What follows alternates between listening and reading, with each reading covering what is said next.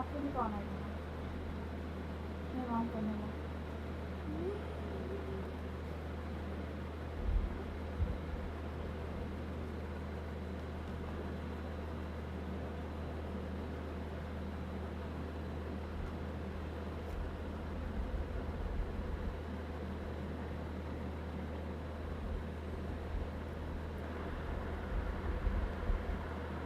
Hi everyone. Good evening, Kshitij. Good evening, all of you. Am I audible and visible? Good evening. Yeah. Good evening, Vishaka. So, if you're joining the session for the first time, this is Dr. Shanmugapriya. I'm your Unacademy educator for Biochemistry.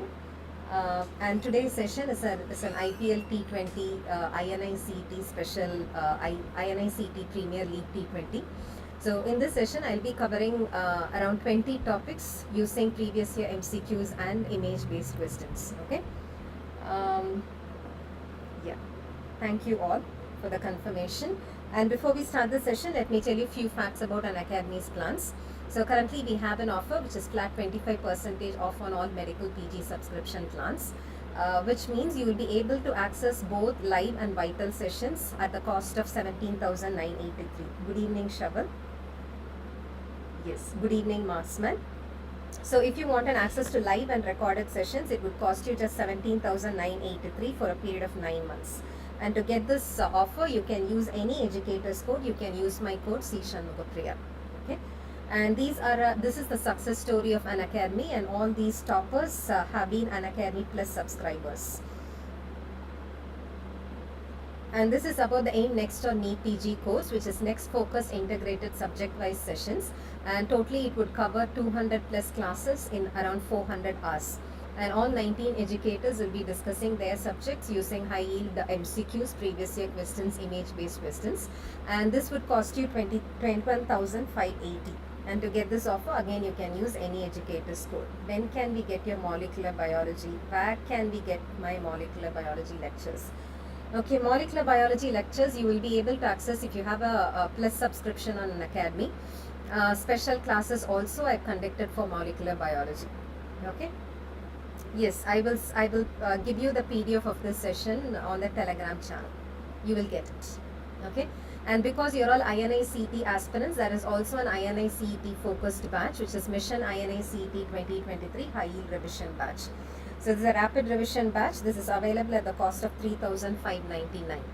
And on popular demand, we have launched Last Mile Preparation by Dr. Zainab Bora, which is available on Unacademy stores. So that's all about Unacademy's plans. And this is an INI-CET November 2022 MCQ. Did you all see this question? Yeah, this question was about affinity maturation of antibodies. Please teach different topics in these sessions so that all topics, yes. I am not going to repeat anything triple N. You can watch the session and then you will get to know. I am not going to repeat even one MCQ which has been already discussed. Okay. Yeah. So this question was previously asked. Very good. The answer is somatic hypermutation. Okay. So I'm going to use this opportunity to tell you about how T cells, how stem cell becomes a B cell. What do you mean by surface IgM? What do you mean by secretory IgM? How does isotype switching happen? Do you all want to know about it? Yeah. How are we able to switch from IgG to IgM and then IgA, IgD? So how do we switch over between various types or various classes of antibodies? And then what do we mean by somatic hypermutation? So all these concepts will be discussed in this MCQ.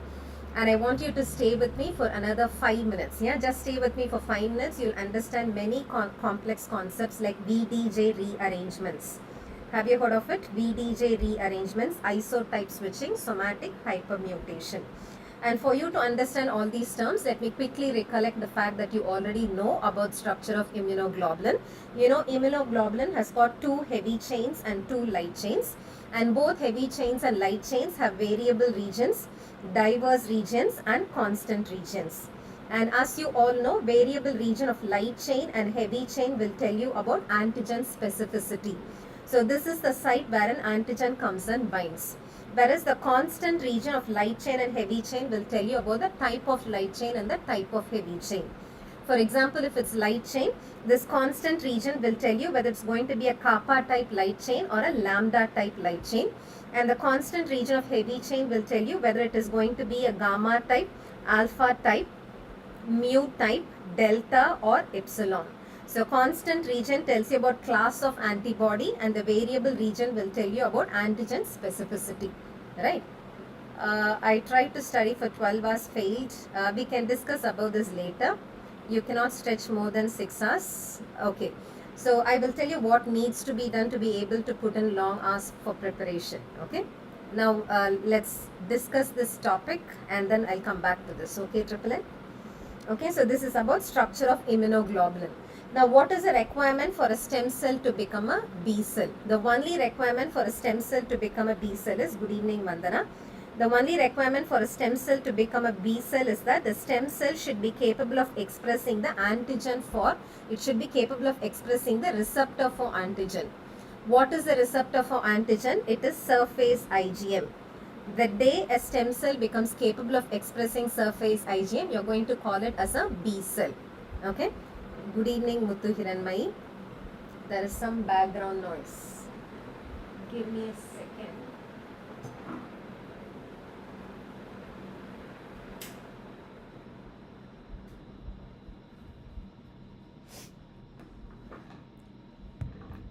Is it okay now?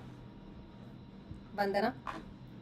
So once a stem cell becomes capable of expressing surface IgM, you will be calling it as a B cell. Okay. Now about the gene. Now about the gene which expresses the heavy chain of an immunoglobulin. So the gene which expresses heavy chain of an immunoglobulin is expressed in the long arm of chromosome 6, wherein different loci will be arranged sequentially. So close to the centromere, you have the region which represents the V region, and then there is D, then G, and then there is C. Can you see that here? Close to the centromere, there is V locus, and then you have D locus, J locus, and constant locus. Okay. And what are the alleles that are present in V locus? V locus alone has got 300 alleles. So why do you have so many alleles in one locus? It is because depending upon to which antigen this B cell is going to react, the B cell should be capable of choosing one particular V allele. And that should be combined with one particular allele of D locus. So D, J and C loci, they have respectively 5 alleles. Okay. So what are the 5 alleles of C locus? This you all know, right? Both IgM and IgD. Yes, I'm going to tell you about that, Dark Knight. Listen to this. This one gene has got every allele. Okay. So in C locus, you have 5 alleles. And what are these 5 alleles? Close to the centromere, you have the mu allele. And then you have gamma. Yeah, mu allele, gamma allele, alpha, delta and epsilon. So these are the 5 alleles which are present in C locus. So close to centromere it is mu, followed by gamma, alpha, delta and epsilon. So there is one common gene which is going to represent every class of antibody. Don't you think this is interesting? Yeah, so what is the difference between this immunoglobulin gene and any other gene that you have in your genome? In all other genes, the allele is already chosen. Suppose you have your iris to be black. Then the allele that produces black color pigment has already been chosen in your body. Okay. Whereas if your iris is going to be so if it's a brown pupil, yeah, then it is already chosen. Whereas in your immunoglobulin gene, the allele is not chosen. It is you're born with all the alleles for V locus, D locus, J locus, and C locus. Okay. Now, depending upon the class of antigen to which the B cell is going to react, you're going to choose that particular V allele. For example, you have decided that this B cell is going to react against a glycoprotein. You decided that this B cell is going to react against a glycoprotein, then that particular B allele will be chosen. That will be combined with a particular D allele with a particular J allele. That is called as VDJ rearrangement. And following VDJ rearrangement, it forms one gene which has got all the alleles of constant locus. Okay. Now, after this is chosen, that V3 allele will be transcribed and translated, will form a V3 protein. and D3 is translated to form D3 protein. J3 will be transcribed to form J3 protein, and then mu region will be transcribed and translated. After this transcription, poly-A tail gets added. So which IgM or which antibody will it be producing? It is going to be producing surface IgM. And the day it starts expressing surface IgM, you will call it as a B cell. So what is the requirement for a stem cell to become a B cell? That's called as VDJ rearrangement, wherein alleles are chosen and the remaining alleles are deleted. They get rearranged and they form a transcription unit. So following VDJ rearrangement, a stem cell becomes capable of expressing surface IgM. Then you will call it as a B cell. Okay. Now that you have formed a B cell, it starts producing surface IgM. I have already switched off the fan, Dr. Awesome. There is no fan right now. I've already switched off the fan. Do you hear the noise again?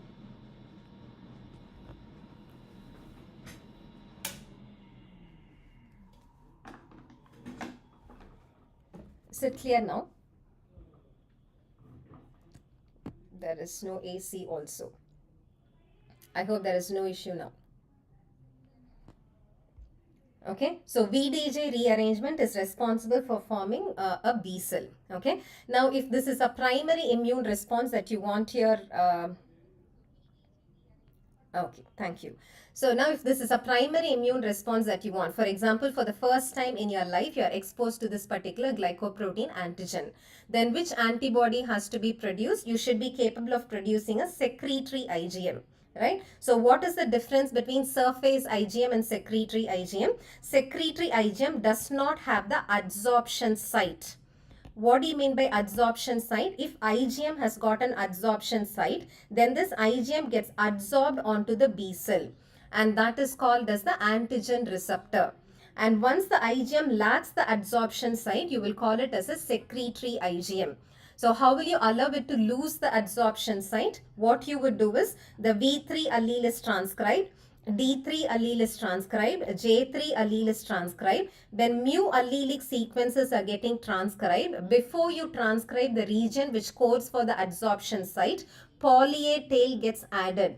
So if you prepone the addition of the poly-A tail in the formed protein, what will be missing? There will be no adsorption site. So what will be produced? Secretory IgM will be produced. So how do you switch from surface IgM to secretory IgM? By alternating polyadenylation site.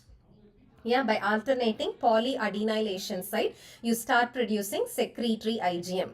Whereas if it's a secondary immune response that you want, then which class of antibody has to be produced? It is IgG. How will you be able to produce IgG? The same B3 allele is transcribed, D3 is transcribed, J3 is transcribed. And in the constant locus, both mu allelic sequences and gamma allelic sequences will be transcribed. And then poly-A tail gets added. And during splicing, mu allelic sequences will be spliced out.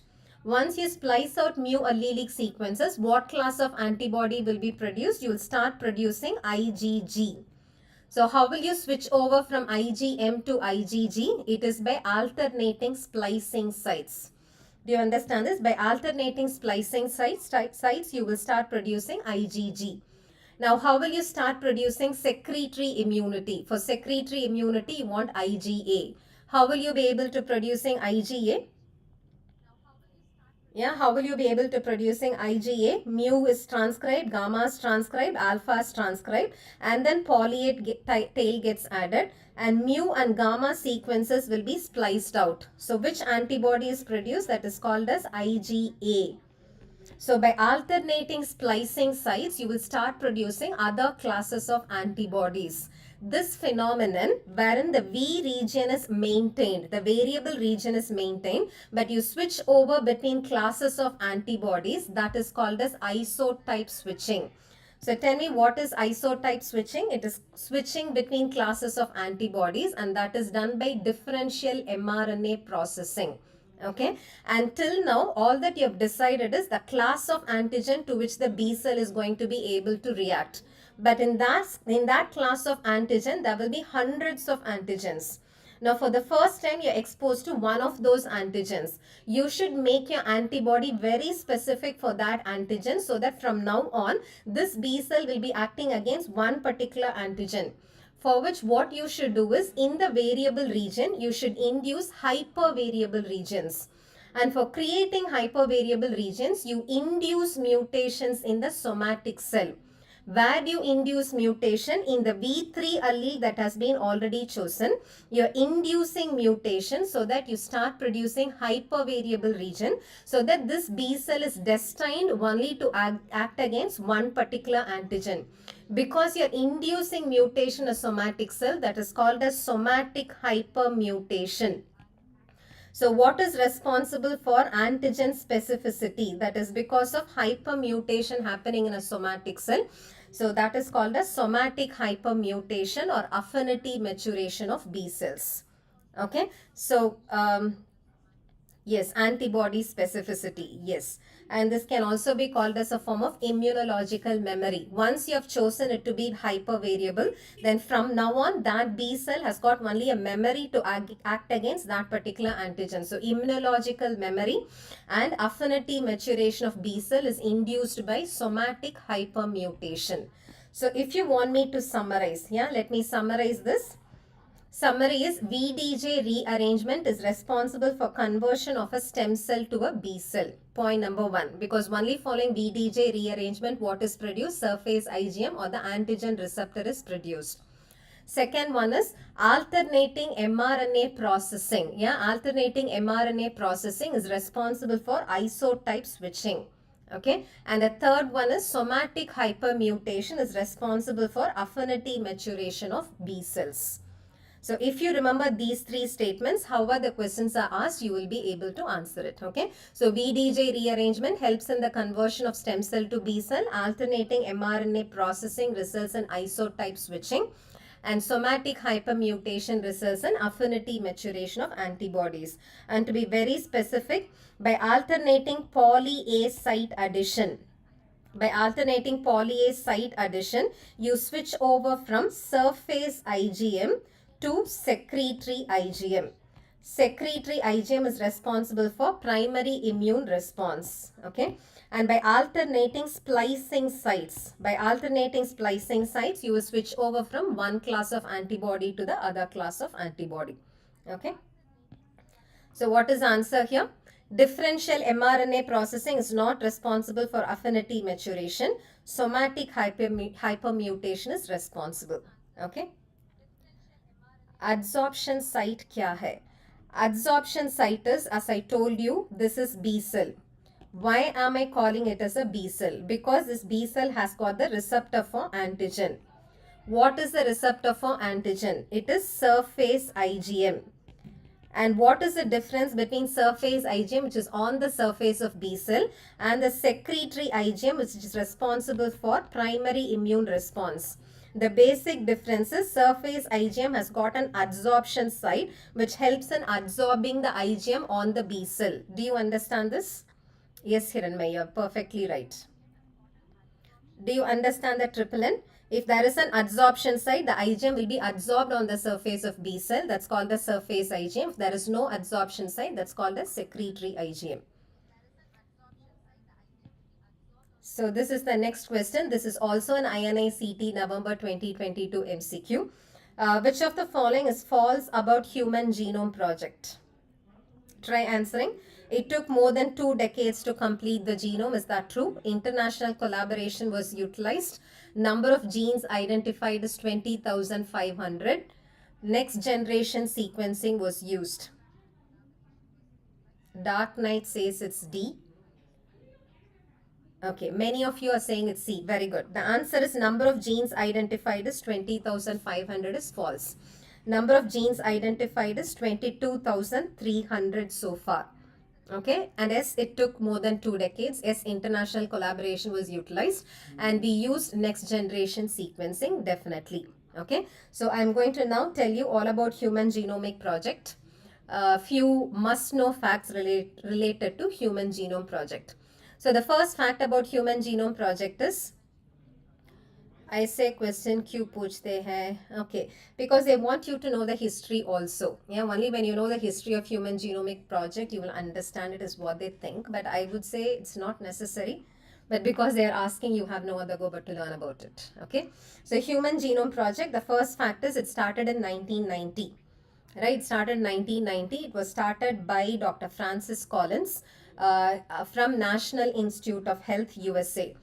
But around the same time, there was another person, Dr. Craig, who was also in the National Institute of Health, who was a part of this human genome project. But later on, he left National Institute of Health, joined a private organization, Celery Genomics. After he joined Celery Genomics also started getting involved in human genome project. And they started in getting involved in 1998. Okay, so 1998, Craig Venter, who was a part of National Institute of Health, went and joined Celery Genomics. So they also started the same project. And both of them were parallelly working. There was a huge competition going on between them, but they are wise. So they started joining hands. They thought instead of working parallelly, let's work together. So part of the genome was done by National Institute of Health, part of the genome was done by Celery Genomics, and that is why they were able to complete I won't say it is complete, it is essentially complete genome. They call it as essentially complete genome, was released first in the year 2003. It's called as first draft. And this first draft, they had sequenced 92% of the genome. This was 2 years well ahead of their target time. Okay. And actually, it took till 2021 to complete the genome, and till now, and even in 2021, less than 0.3% of I say question PGs to be nahi aate honge. Yeah, but we have no other go but to learn. Let's be sportive. Triple N. Let's be sportive about everything that is happening around us. There is no point in cribbing. There is no point in complaining about all this. Learning is always supposed to be fun. Okay, you will never regret learning about any fact in your life. Take it from me. Okay, it can be just a fact, it can be a complex concept. Take it from me, learning will never you will never be regretting about learning anything. Okay, so 2021 complete genome was sequenced when less than 0.3% of sequences were not sequenced. And then Philadelphia. Okay, and then Y chromosome was sequenced just in January 2022. So started in 1990 till 2022. It how many years? 32 years. So it definitely took more than 2 decades for them to complete the human genome project. And what is that they used for human genome project? It's called the shotgun sequencing method. So what do you mean by shotgun sequencing method? Like having a gun which shoots, they shot the human genome into multiple fragments. And they sequenced all these fragments individually, and based on overlapping sequences, they joined all these together. So what is the shotgun that was used for this? It is restriction endonucleases. रोना आदत होगी ma'am MBBS में आके please no, you should be very proud of your profession. Triple N, this is not just to Triple N, this is to everybody. Yeah, this is to everybody who is in medical field. Please don't cry about your choice. You are in the right field. Yeah, the gratification that you're going to get after you start practicing is unmatchable. It is unparalleled. Take it from me. Any course you take, yeah, you will get that gratification which you won't get, which anybody else will not get. Okay, so don't worry about it. Let's see it this way. Amidst boring, volatile stuff, yeah, you're getting to learn so many fun facts, right? Yeah. So what is the shotgun that is used for sequencing in human genome project? It is restriction endonucleases. So they used a group of restriction endonucleases. They cut human genome into multiple fragments. And then they sequenced those individual fragments by Sanger's dideoxy NTP method initially. Then they switched over to second generation sequences. Yeah, next generation sequences were then used, and then based on overlapping sequences, they joined all these together. Okay. Okay, let's not discuss about anything which is negative here, Triple N. I want all of you to have an optimistic mind, optimistic approach to life. Yeah, so the vibes that get created when you're optimistic about anything that you do will take you to great heights. Okay, so don't get disturbed by what is happening around you. It is you as an individual who can create a change. Okay, you're not going to be like one among hundreds, right? One among lakhs. It's you as an individual. You as an individual can always create a change. So don't worry about what is happening around you. Okay. Yes, so let's discuss few numericals related to human genomic sequences. Okay, these can be asked as simple one-liners. So what is the number of base pairs per human haploid genome? What do you mean by human haploid genome? You all know that we have 46 chromosomes. When I say 46 chromosomes, they are organized as 23 pairs. So instead of you including all the 46 chromosomes, if you include one copy, just one copy of every pair, and if you count the number of base pairs, it is 3.3 into 10 to the power of 9. So tell me, what is the total number of base pairs per human haploid genome? It is 3.3 into 10 to the power of 9. And what is the total number of genes identified so far? The number keeps changing. So generally in all textbooks, they say 20 to 25,000 genes. And to be very specific, the latest draft of Human Genome Project says that there are 22,300 genes. And average size of a gene is 27,000 base pair. Okay, when I say average size of a gene is 27,000 base pair, what do you think will be the average size of the primary transcript that you write based on the gene? What do you mean by primary transcript? During transcription, the gene unwinds and you use one of the two strands as a template and you synthesize a new RNA. So the first RNA that you synthesize as a result of transcription from the gene is called as primary transcript, which is going to be almost like a copy of the gene. So what do you think will be the length of the primary transcript? That will also be around 27,000 nucleotides. Whereas average size of a functional mRNA, how do you convert primary transcript into a functional mRNA? You remove all non-coding intervening sequences and then you form mRNA. So if you look at the functional mRNA, the average size of a functional mRNA is just 2000 nucleotides. So do you see the discrepancy here? Starting from 27,000 nucleotide in the primary transcript, functional mRNA is only 2,000 nucleotides, which means remaining are introns. Do you all understand this? Yeah, so average size of functional mRNA is 2000 nucleotides, which means the remaining are introns or non-coding intervening sequences. Okay. And which is the largest gene? This has been frequently asked. The largest gene is RB-FOX1 homolog 1. Yeah, what is it called as? It is RB-FOX1 homolog 1, which is the largest gene. I am repeatedly telling you this. It is not the dystrophin gene. Many guides have not changed it yet. So the latest draft of Human Genomic Project says it's not the dystrophin gene, which is the largest gene. It is RB-FOX1 homolog 1. Okay. And which is the largest protein, all of you? The largest protein is titin. Okay, and when I say the largest protein is titin, don't you think that should have had the largest gene? But it's not the largest gene because in titin gene, there are maximum number of exons. Very good. Yes.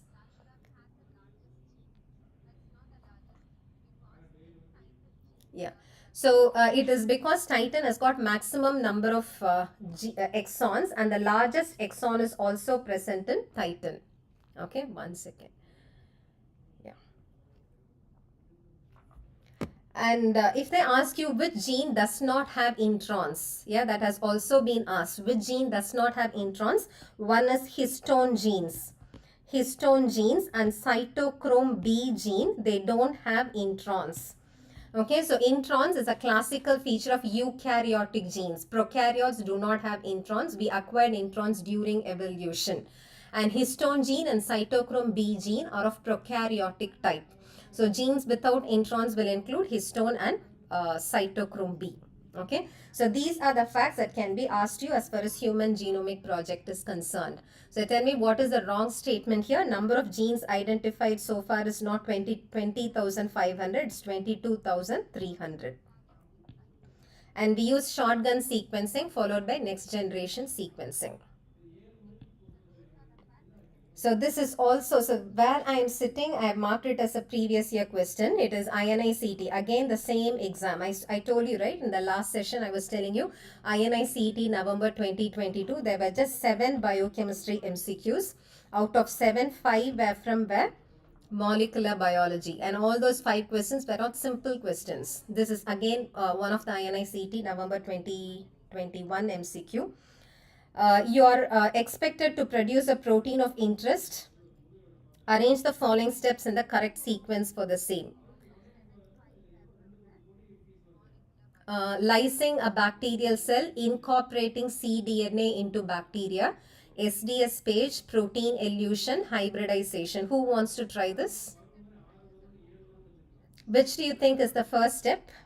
So when they say production of protein of interest, it means they are asking you about recombinant DNA technology. What is the function of recombinant DNA technology? It helps you to produce a particular protein on a large scale.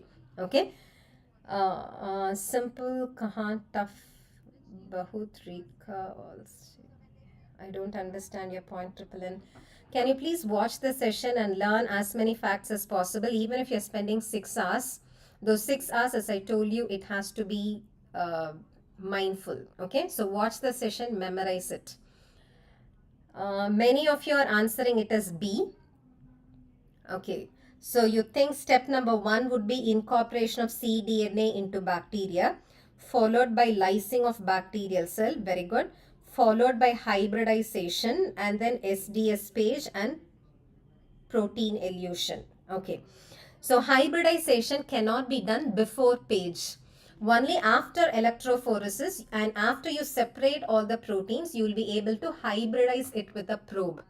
Yeah, so I'm happy that you understood the outline. Very good. It is right. The first step has to be incorporation of cDNA into bacteria. And then you should cause lysis of bacterial cell. And then you should electrophorese all the proteins. Okay. So answer is C. Very good. Yes, Saurav Pradhan and Jitan Yadav, both of you are right. Answer is option C. Now I'm going to tell you all that you need to know to be able to answer this MCQ. Okay. So recombinant DNA technology. Suppose your aim is to produce insulin on a large scale. The first step is you take insulin mRNAs. Right, you take insulin mRNA, you convert those insulin mRNAs into cDNAs.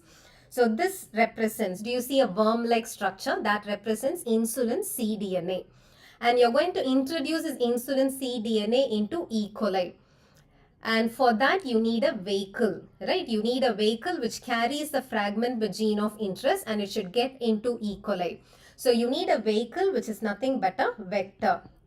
Okay, and for you to introduce this fragment with gene of interest into the vector, you have to cut the vector. So using restriction endonuclease, you have cut the vector and then you introduce the fragment with gene of interest into the vector to form something called as recombinant vector.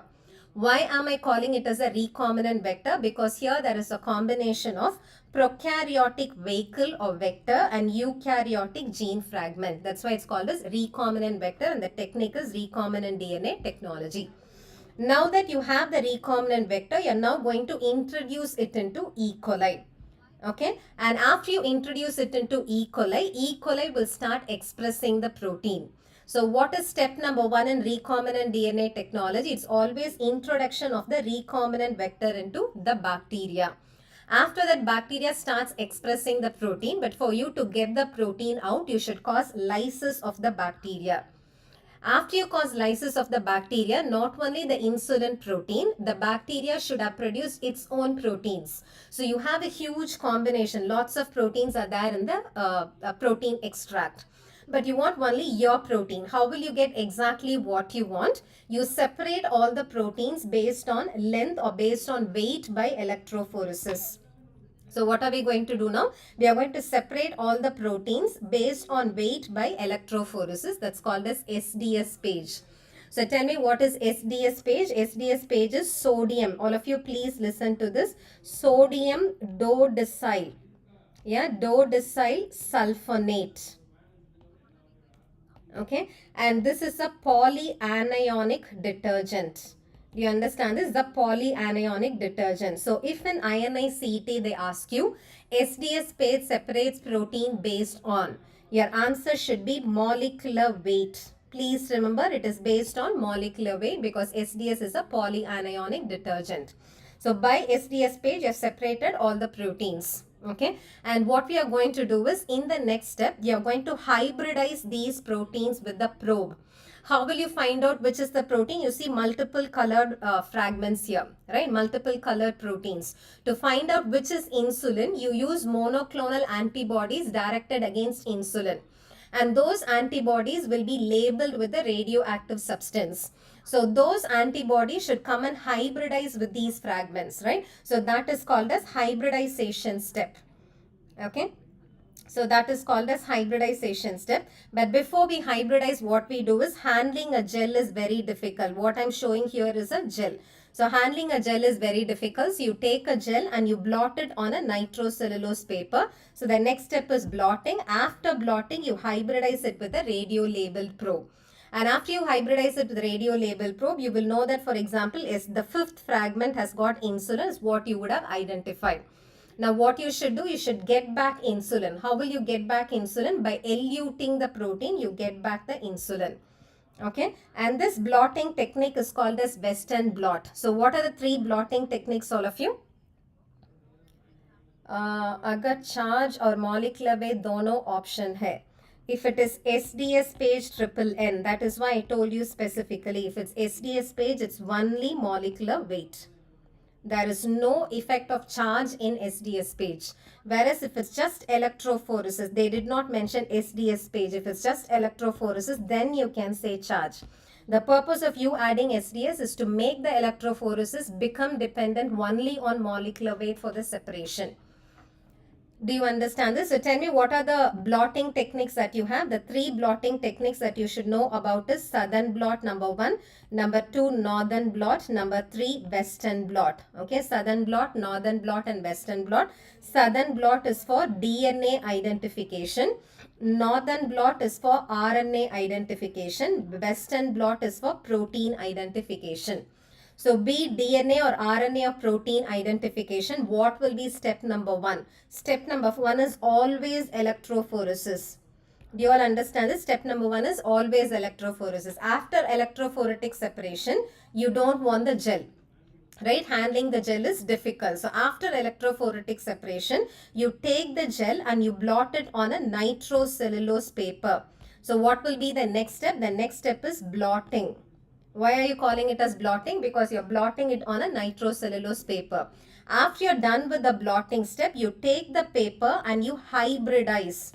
You allow the probe. What will be the probe? If it's DNA identification, DNA will be single-stranded here.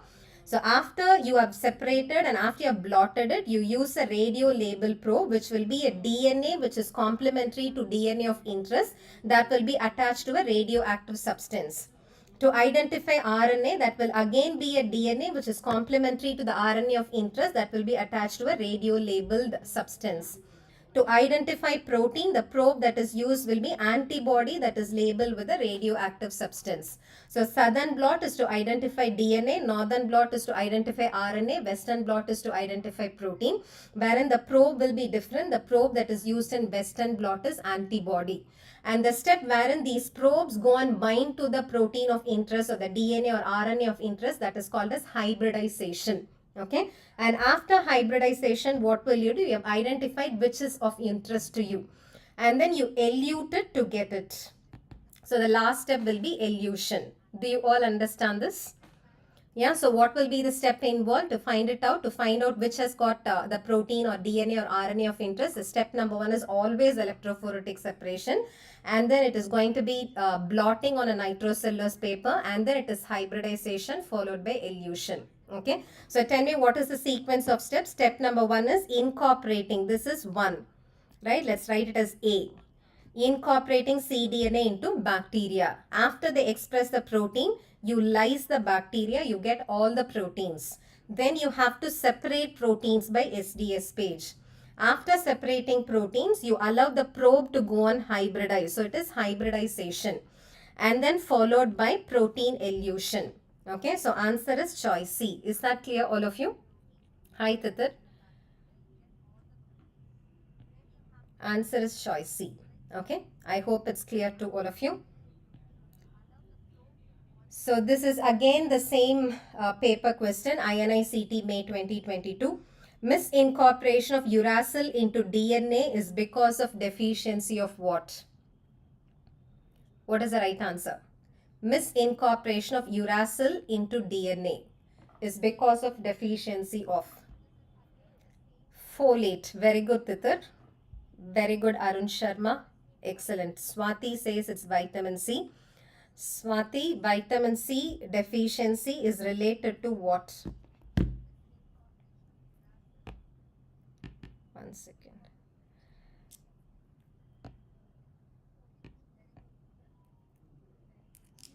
Vitamin C is only related to what? It is only related to collagen. Okay, it is only related to collagen cross-linkage formation, which I think discussed recently. And vitamin C deficiency causes scurvy. It has got nothing to do with DNA. B12 was also in option. Yeah, if B12 was also in option, even then go for folate.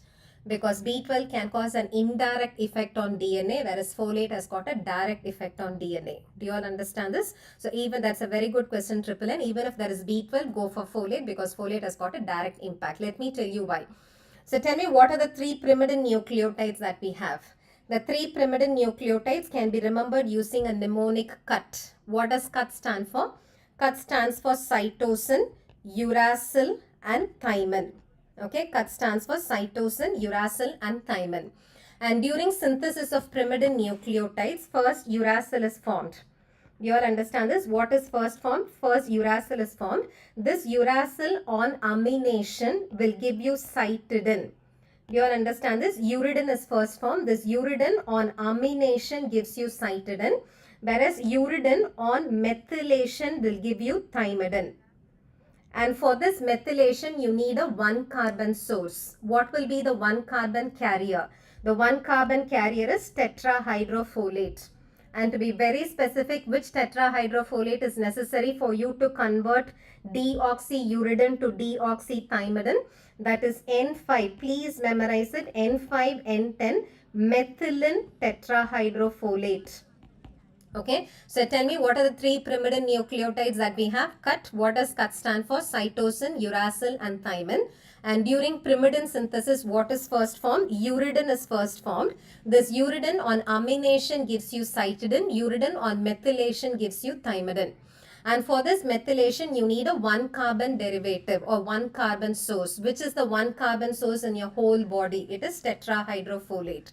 Which form of tetrahydrofolate helps in the conversion of uridine to thymidine? It is N5N10 methylene tetrahydrofolate. So tell me, what is expected when there is folate deficiency? Uridine will not be converted to thymidine. Uridine is present in RNA, thymidine is present in DNA. But instead, when there is folate deficiency, even in DNA, you will find multiple uridines. Okay? Yes. Now, what are the other sources? What are the other functions of tetrahydrofolate? Okay. So, there are three forms of tetrahydrofolate which are essential for you to form nucleotides. The first one is, just now I told you, what is it? N5N10 methylene tetrahydrofolate. What is its function? It helps in the conversion of uridine to thymidine. Okay. The next one is N10 formyl tetrahydrofolate. The next one is N10 formyl tetrahydrofolate that helps in forming C2 of purine ring. Do you all know that purine ring has got 9 atoms? I've told you about this so many times. Purine ring has got 9 atoms. Out of these 9 atoms, C2 and C8 of purine ring are donated by tetrahydrofolate derivatives. How did I ask you to remember this? 2 into 4 is 8, right? 2 into 4 is 8. 4 is tetra. So C2 and C8 of purine ring are donated by tetrahydrofolate derivatives.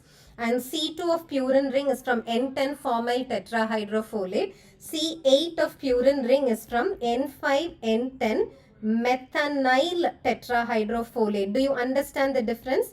This is methylene. N5N10 methylene tetrahydrofolate helps in the conversion of uridine to thymidine. N5N10 triple N, I can't be telling you this FMA explanation nahi diya. Okay, fine. So N5N10 methanyl tetrahydrofolate helps in the formation of C8 of purine ring. So have you memorized all this? This is very essential. Okay. That is why what happens when there is folate deficiency? When there is folate deficiency, uridine does not get converted to thymidine. Okay, and what is not formed? Purine rings are not formed. Without purines and pyrimidines, when you don't have purines and pyrimidines, is replication possible? What is replication? Replication is a process by which we synthesize two double-stranded DNAs from a single double-stranded DNA, for which you'll have to synthesize two totally new strands. And in folate deficiency, when there is no pyrimidine and no purine ring formation, replication will not be possible. Without replication, can cells divide? I hope you all know that for cells to divide, prior to that, what should divide? Nucleus should divide. And for nucleus to divide, prior to that, you should have duplicated all your 46 chromosomes. And that duplication of chromosome is replication. In folate deficiency, because there is no replication, cells cannot divide, but they keep growing. So cells will be very large, and that is the reason for macrocytic anemia folate deficiency. Do you all understand this? Yeah, that is the reason for macrocytic anemia folate deficiency. If DNA has uridine here, how do we know it's DNA? It could be RNA too. So you will know that it is DNA because not all are uridine Akshit. Yeah, you will know that it's DNA because you know that most of them are thymidine. Only few of them have not been converted from uridine to thymidine. That is how you know it's DNA. Do you understand this? It's not going to be 100% true.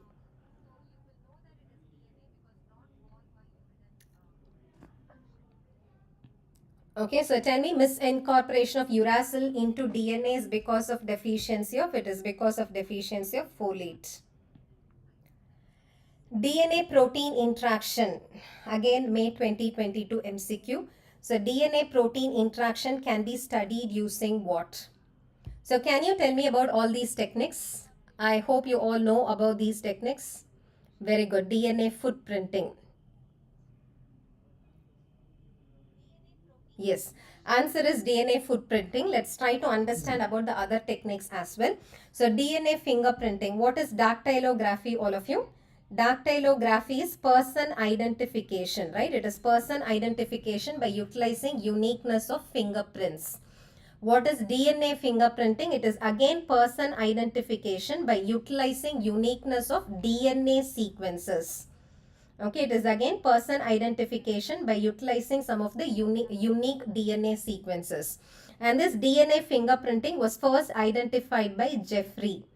When Jeffrey told about DNA fingerprinting, he used RFLP for person identification. Yeah, restriction fragment length polymorphism was previously used for DNA fingerprinting. It is based on the fact that for no two individuals, the number and size of fragments in a restriction digest can be identical. Yeah, suppose I've decided to use a restriction enzyme by name MST2. And this MST2 cuts at say GAGCT sequence. In my genome, the first GAGCT sequence might be present as 100 to 105th nucleotide. The second might be from 200 to 205th. The third might be from 300 to 305th. Whereas for another individual, the first GAGCT might be present from 1000 to 1005, 2000 to 2005. The location is not identical. So what will happen to my restriction digest? Because it's present for every 100 nucleotides. In my restriction digest, the number will be more, the size will be smaller. For the other individual, the number will be less, the size will be more. So for no two individuals, the number and size of fragments in a restriction digest will be identical. That is why Jeffrey proposed that RFLP can be used for DNA fingerprinting. And these days, we don't use RFLP for DNA fingerprinting. These days, we use variable number of tandem repeats. Yeah, what is that we use? We use variable number of tandem repeats, or it's otherwise called as satellite repeats. Micro satellite repeat or mini satellite repeats can be used for person identification. So if you know these facts, it's more than enough about DNA fingerprinting. Have you understood this? So person identification first was proposed by Jeffrey. Jeffrey used RFLP. These days we use VNTR analysis or satellite repeats. Okay. Now about northern blot. We know the answer is DNA fingerprinting, but before that, about northern blot, just now I told you, right? Northern blot is used to identify a specific RNA sequence.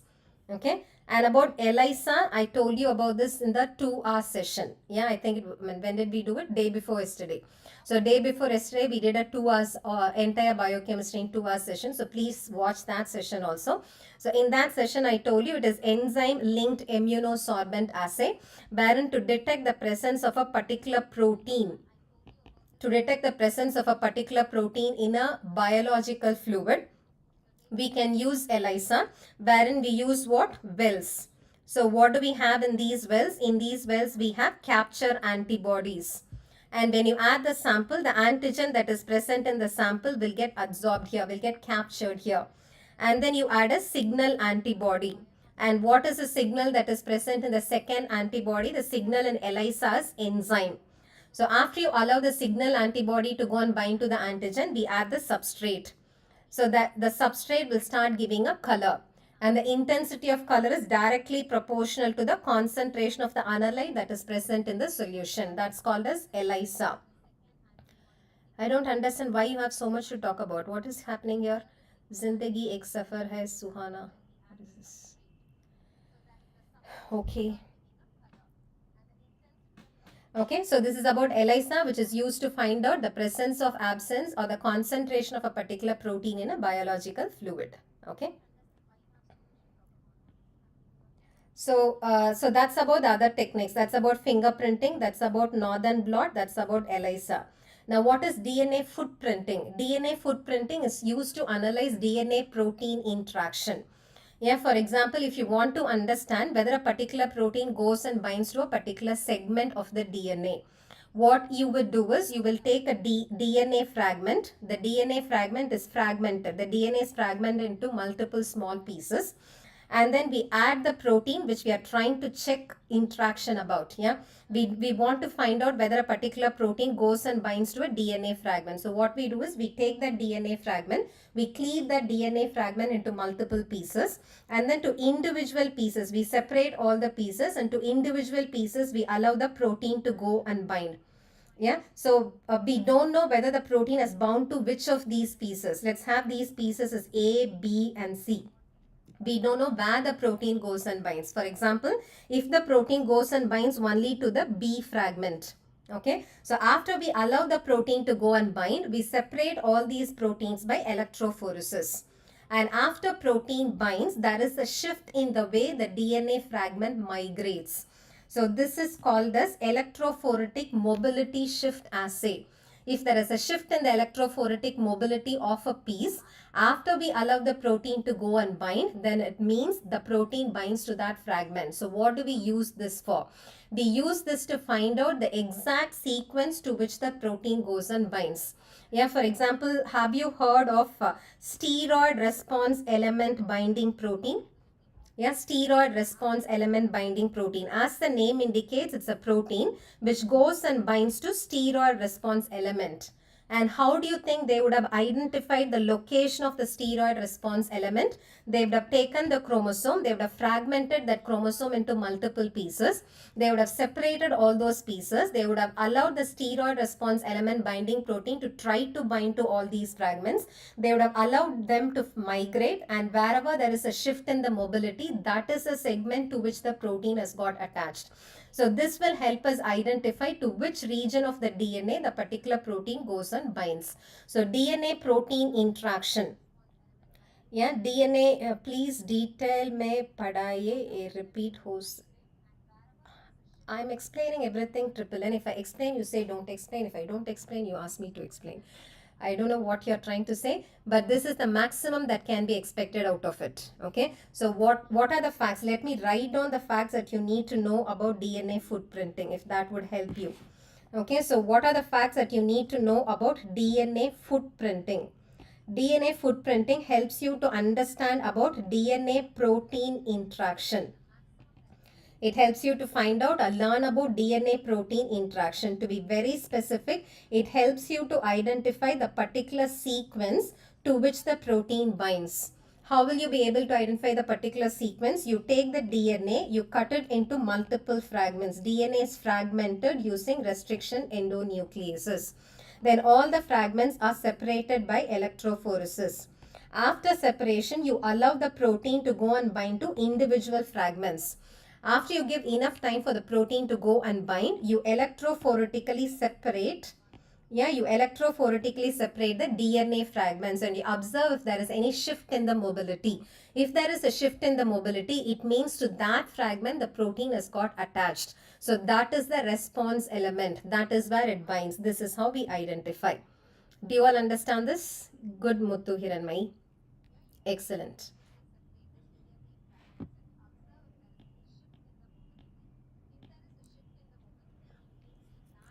What is your doubt? Aditya Gautam, single gene expression analysis. So if they are asking you about what is the technique that is used to find out the differences in single gene expression. Okay, there are many techniques that can be used for this purpose. One is to find out and quantify mRNAs expressed of that protein. Suppose you're trying to, suppose you have a breast cancer patient. Yeah, you have a breast cancer patient. And in the breast cancer, you want to find out whether a particular gene is overexpressed or underexpressed. All that you have to do is from the cancer tissue, extract all mRNAs. Yeah, you extract all mRNAs. From all the mRNA group, you extract the specific mRNA which you're trying to learn about. And then you quantify the mRNA. How will you be able to quantify mRNA? You will be able to quantify mRNA using real-time PCR. So this real-time PCR will tell you whether that particular mRNA is overexpressed or underexpressed. So if it is single gene expression analysis, you can use real-time PCR. Whereas if you are trying to understand multiple gene expression, then you have to use microarrays. Do you understand the difference? Single gene expression analysis can be done by real-time PCR. Multiple gene expression analysis can be assessed by microarrays. Yeah, in maple syrup urine disease, which of the following need not be limited? It's a very simple question, right? Maple syrup urine disease is caused by the defect of branch chain amino acid metabolism. What are the branch chain amino acids? Aditya Gautam, has your question be answered? Protein DNA fragment kaisa bind hogi. There are so many proteins which bind to DNA. Don't you know that? Yeah, DNA protein interaction is the major way by which gene expression gets altered. So protein DNA binding happens, yes, very good. Leucine, isoleucine and valine are the three branch chain amino acids which have to be restricted in maple syrup urine disease, which is caused by branch chain amino acid metabolism disorder. What need not be limited? Methionine need not be limited. Okay.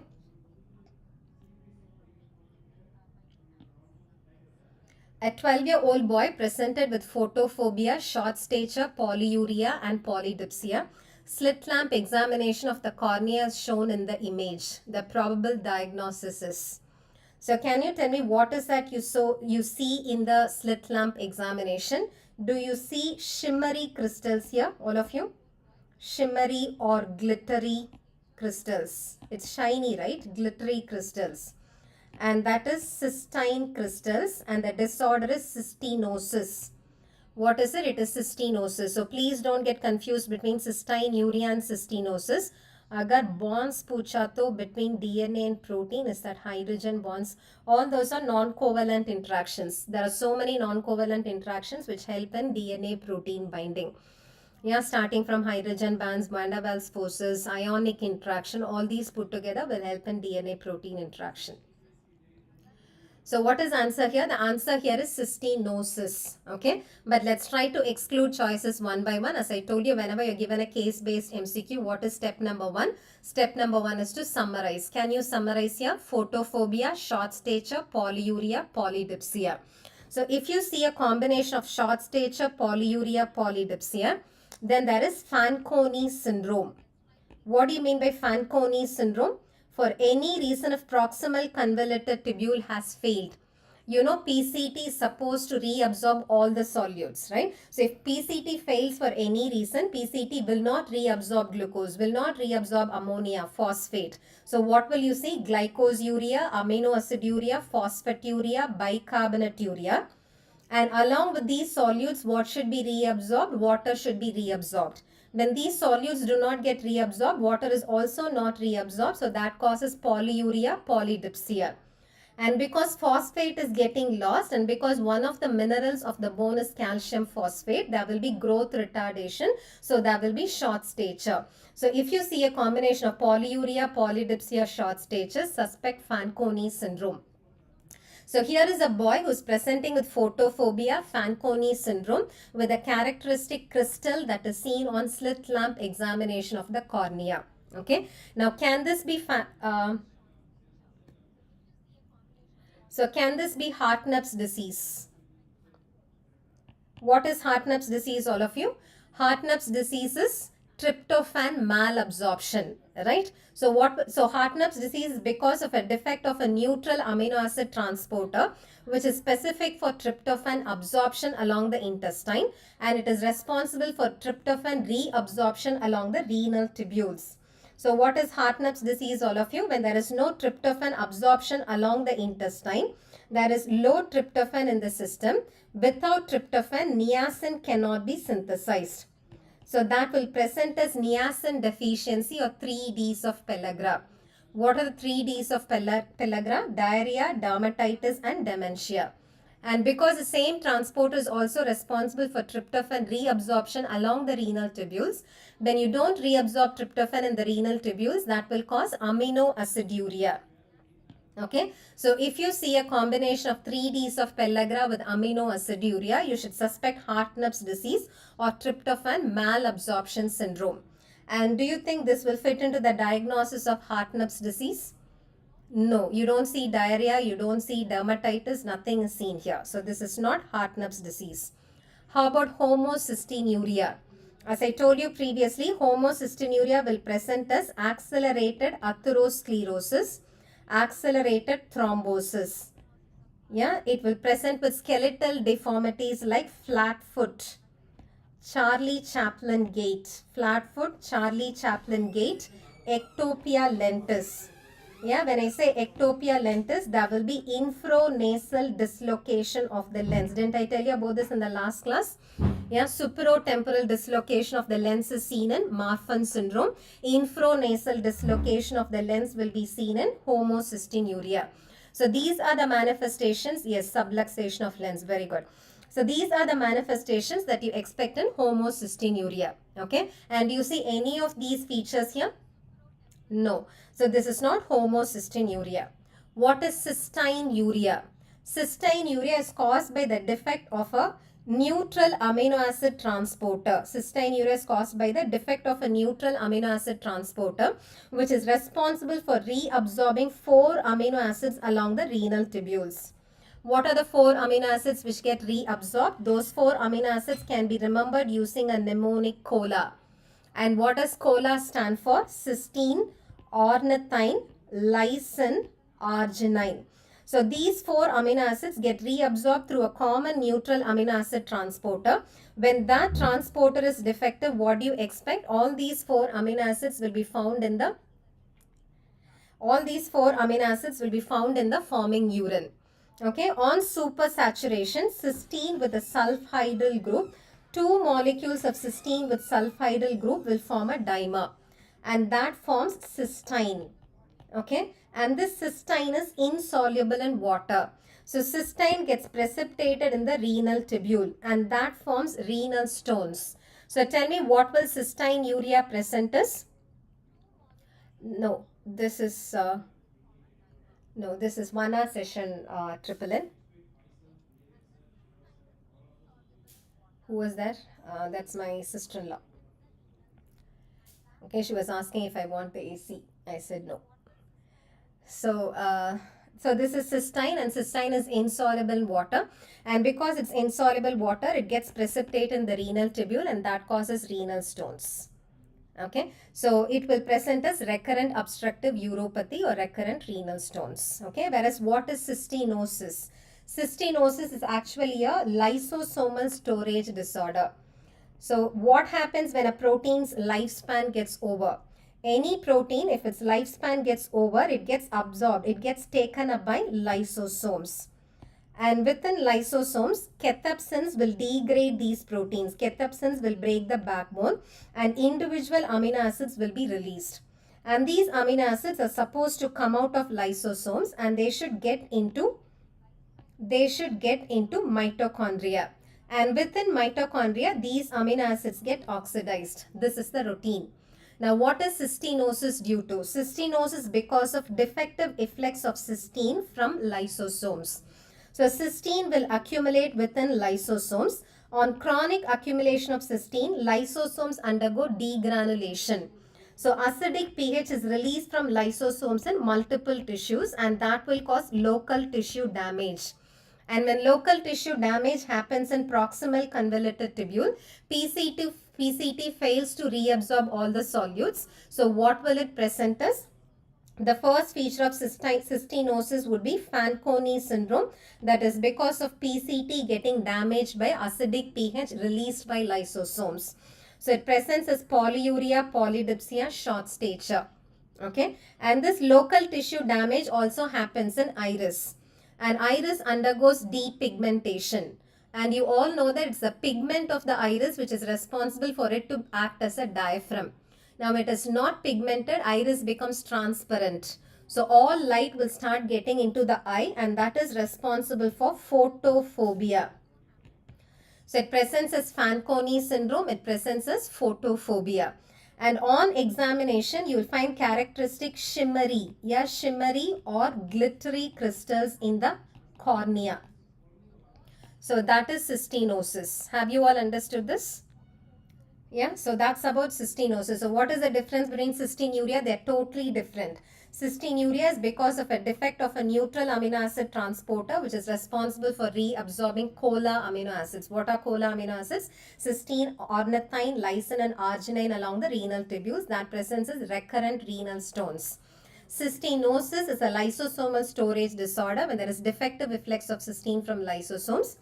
Chronic accumulation of cysteine in lysosome will causes lysosomal degranulation and local acidic pH causes tissue destruction. So it presents as Fanconi syndrome, photophobia, shimmery or glittery crystals. Okay. So what is the right answer here? The right answer here is cystinosis. Okay. So I'll see you tomorrow at 7 p.m. Okay. So tomorrow we'll discuss another set of MCQs and I will try to cover as many topics as possible. Okay. Yeah.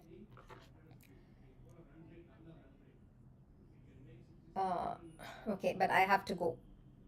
Yeah, I have another meeting at 8:30. I have to go. I'll see you tomorrow at 7 o'clock. Okay.